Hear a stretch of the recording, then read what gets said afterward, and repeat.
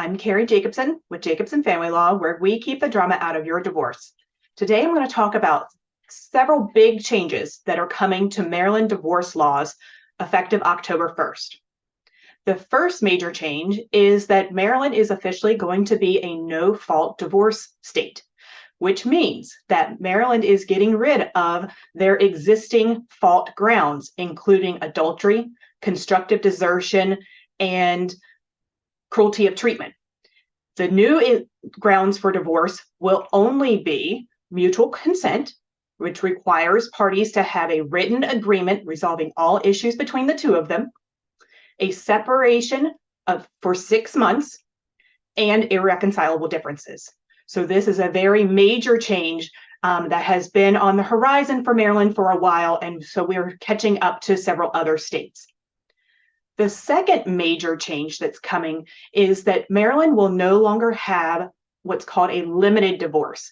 This is commonly known as a legal separation, and this is no longer going to be available to parties, and so they will only be able to get what's called an absolute divorce, which is your common, what everyone really refers to as the final divorce.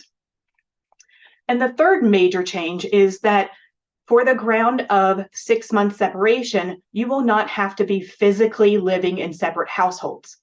So this is a difference from the current 12-month separation, which does require parties to be living in separate households.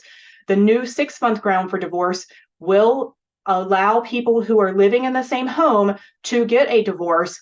However, how this is going to be interpreted by judges is still a little up in the air. So why do we think here at Jacobson Family Law that these changes are important?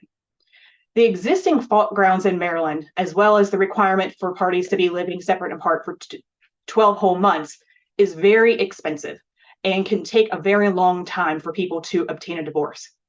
The new grounds for divorce are really going to streamline the process.